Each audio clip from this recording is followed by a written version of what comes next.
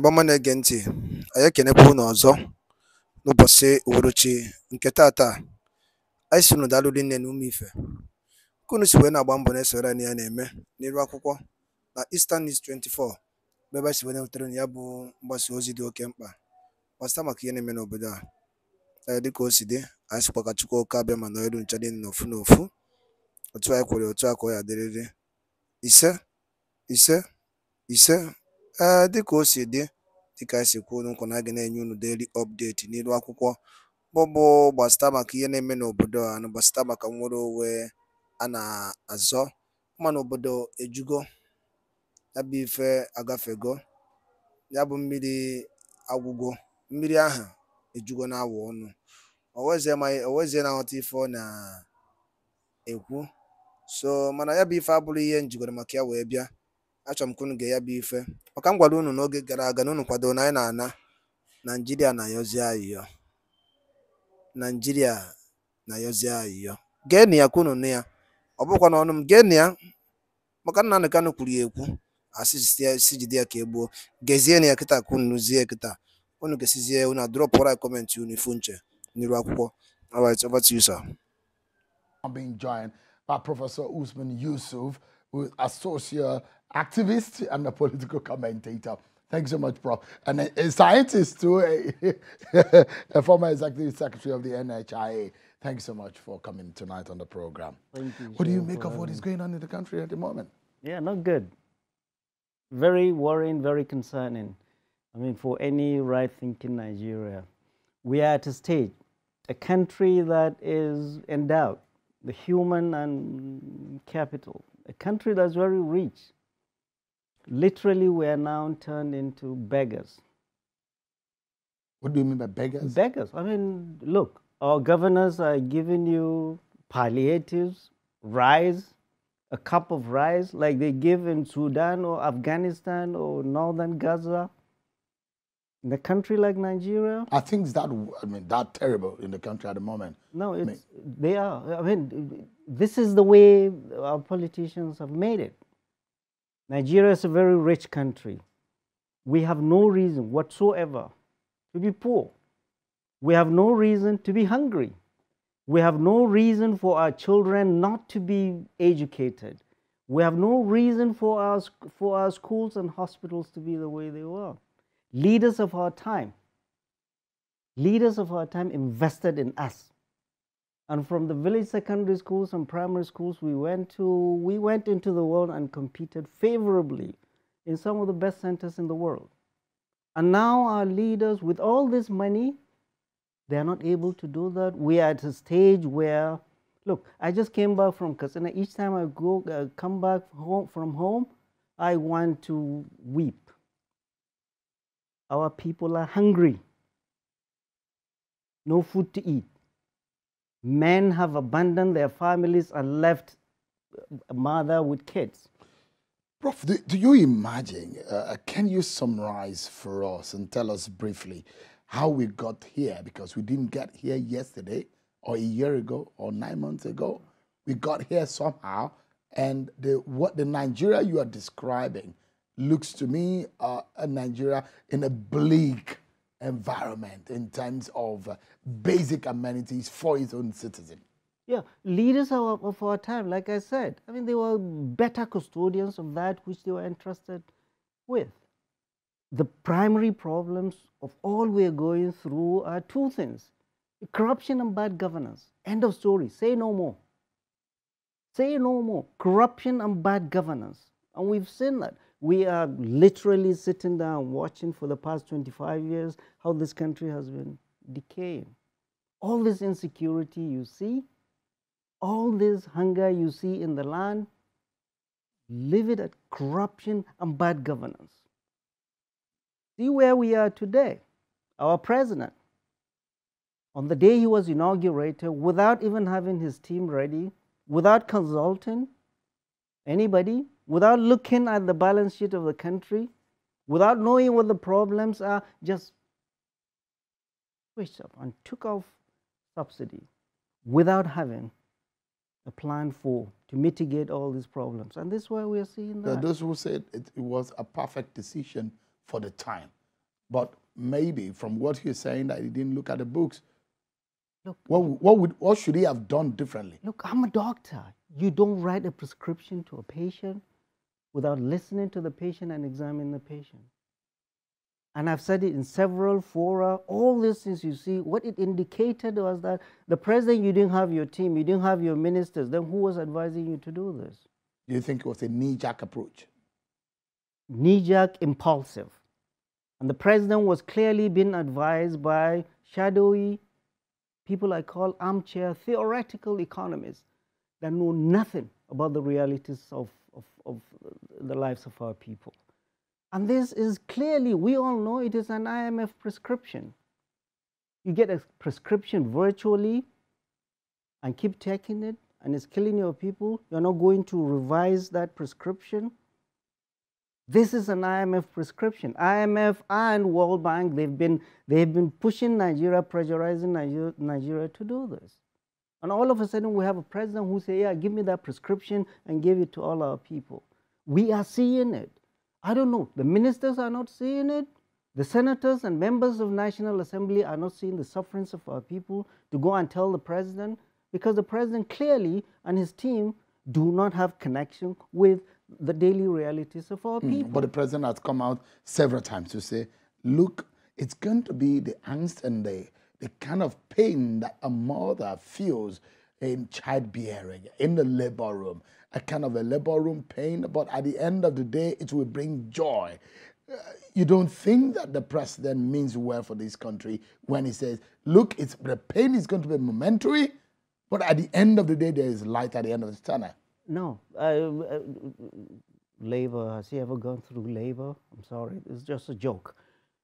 Look, we are putting people, Nigerians, 200 Nigerians into difficulty, and yet the president and the members of National Assembly and all the governors are living it up, are partying and distributing dollars.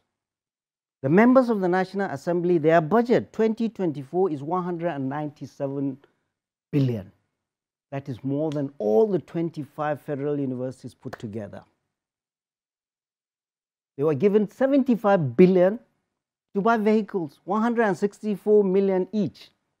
The president gave 2 billion to each of the 36 states for palliatives. That's just 72 billion. We now need to ask our governors that after this removal of subsidy, the excesses you're seeing, all the governors, all the 36 governors are getting, many are getting up to 50% more than they were getting before. Where is that money? Where is that money? There is allegation that that money does not leave Abuja. It goes directly chasing dollars. And that is why the naira and the dollar, the disparity you're seeing, we do not see commensurate benefit to our people, that the governors are getting a lot more money. And remember, the Senate president let the cat out of the bag and said on the floor of the Senate that each of the governors got 30 billion each. He has since said that. He has since retracted. But all the 36 governors, only one denied it. Governor Mike Indeo for your state, and said he did not receive 30 billion.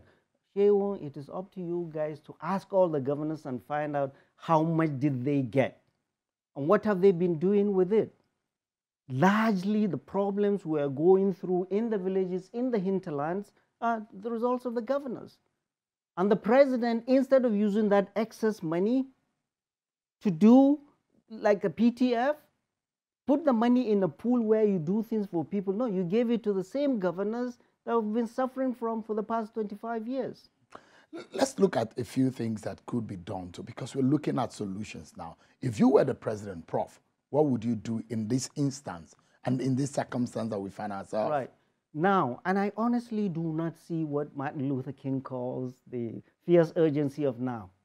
There is an emergency. There is hunger in the land. We're talking about restructuring. There is hunger in the land. I said it again and again. We must feed our people. Feed them now. Hunger is a national security risk any country. If we do not feed our people and do that now, all these things we are going to look at. They are busting The president trucks. said we have what it takes to feed our country. What? From where? That the local farmers can do it. Oh, so we wait till next harvest season. People are dying now. People are dying in the hospital. We have seen spikes of admissions of children with malnutrition, kwashiorkor and marasmus.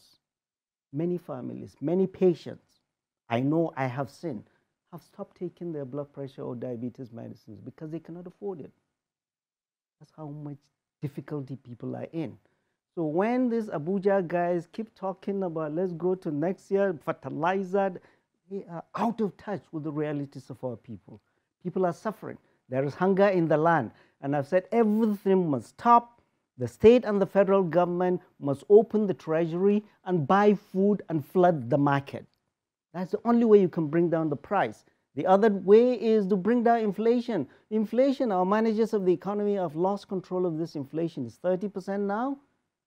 You have to flood the market. You have to feed our people. We are going into fasting period. Millions of people in Nigeria, in this land of plenty, predominantly women and children, go to bed hungry with no certainty of having anything to eat when they wake up. And yet you come to Abuja, you see all these politicians living it up.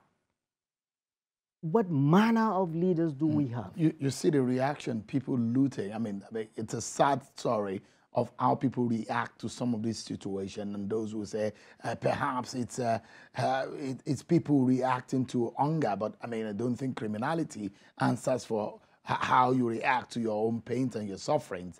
But I mean, what does this portend? Those who have warned about the looming danger from this kind of reaction from the Nigerian people, what do you make of that? We've been screaming our voices, and looks like they're either minimizing it or they're in denial. Hunger is real. We are afraid the reaction of people, hungry people and angry people, is going to consume all of us. And the government needs to do something, and do that fast. And all these criminalizing people that bust warehouses or do this will not do it. If there is enough food in the land, it's not that there is not enough food in the market. There is food in the market. Availability is not the problem, it's affordability. People cannot afford. When this government came, when this party came in 2015, the bag of rice, 50 kilos of rice, was 7,500. Yesterday was 70,000. 70,000. How much does a worker, what is the minimum wage? Is 30,000. How much does a soldier, the war front, earn? 50,000. A constable, the roadblock, 50,000. They cannot even buy rice, and they have guns. They have guns. You have a security man with guns, and you are not feeding him. You are in there inside your house, you and your family eating chicken. You think you'll be safe? There is hunger in the land, and the government, federal and state, must provide food immediately. All this talk they're doing in Abuja will get us nowhere but trouble. There is a nexus between food security and real security. And you look at it, since this government got into office, there is a graph that shows a northern trend. There is some kind of lull in the activities and criminal activities in some part of the country, especially in some part of the north. But we've seen pockets of violence here and there. If there's something that you need to say to those who are gallantly working to secure this country, what they need to do more to erase this criminality, this northwestern banditry concourse that we've seen, and this kind of situation we've seen in the northeastern region of the country, what would you be advising that should be done now? Right. I mean, the rest of the world, the Western world, there was an article in The Economist. We're all getting it wrong. Instead of fighting hunger and poverty, we're buying guns and Tucano jets. No society, none, with this much inequity and hunger, never have peace. 20 million out of school. 133 million, that is 65% of Nigerians during the time of Buhari a year ago, are in multidimensional poverty. There's drugs, guns coming from across the border. And you're buying more guns instead of feeding people. instead of educating your children. They're getting it wrong. So the guns won't do it. What? The guns won't do the job. Guns have never done it and will not do it. There is no military, no matter how powerful, that can bomb hunger, anger, or grievances of the people. None. They should know that. Social problems are the drivers of insecurity. You go to school, you're not hungry, why do you need to pick up guns? So, government have gotten it wrong, the military knows that, the military know that all this they are doing all across the country is essentially internal policing. You're fighting our own people. You cannot fight hunger with a gun. You cannot fight grievances with a gun or a bomb. The federal government must do the right thing, cut the cost of governance, and improve social investment in our people. They said the Orasa report is report. When the president is spending 7 billion on his vehicle, 1.5 billion on his wives, 5 billion on a yacht, 197 billion for National Assembly. We're here just fiddling on the edges. No. If there is need to be a drastic decision in that direction, what would you be? Drastic. Cut the cost of governance from the presidency to the National Assembly to the governors to the MDAs. I was a chief executive. I know how many Land Cruisers were there. You don't need that. But that's minuscule to what is happening. But this president is truly not interested in cutting costs. He's only interested in making the governors happy. He's interested in making the members of the National Assembly happy. He's interested in making the military happy at the expense of our people. I do not see any of his policies that are people-friendly. People are hungry.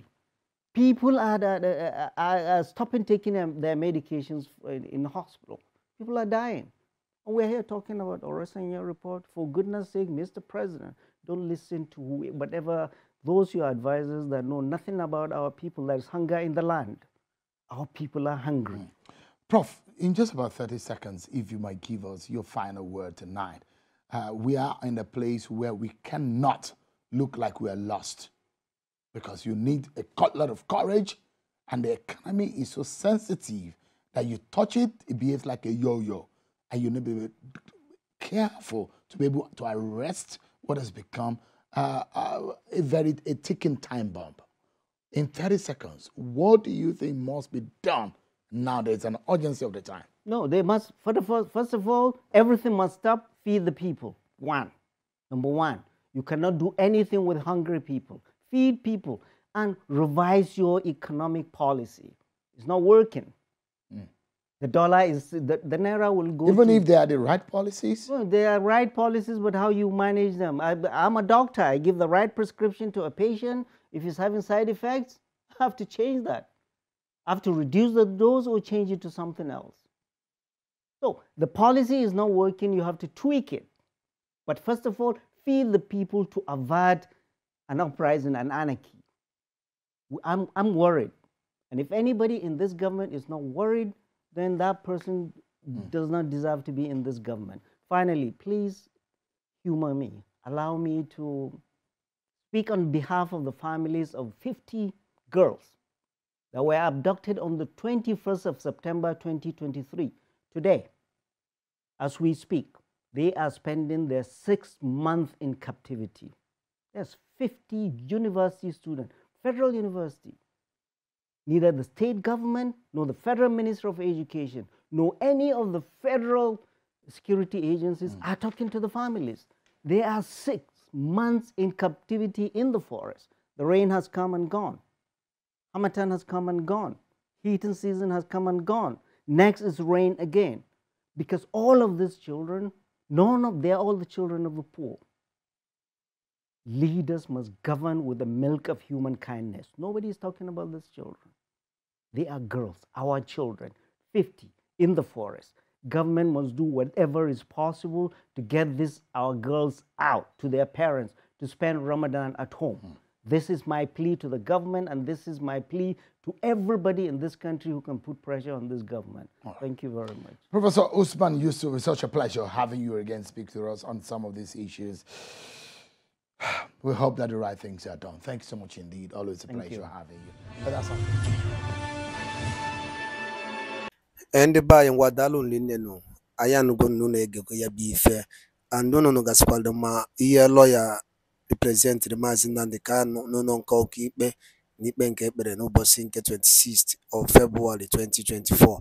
Unu gasị ife okwu gasị n'iru akwụkwọ dị iche iche and oge court fee suspended iji wee nụ bail condition bail application for Maazị Nnamdi Kanu. Dịka ịnụ ya bụ ife ka ife nwere ike ikwu gbasịta maka ya bụ ife gị bụ Igbo ọma na-ege ntị gwa ya n'ọnụ Igbo ọnụọnụ Igbo ọnụ ọbụla ịma na ihe esi ya ọtị ya drọpụla ya n'iru akwụkwọ a na Eastern News 24. Ndị be anyị daalụ niile na ụmụ Chineke ngwanụ ka emesịanụ ụmụ ife.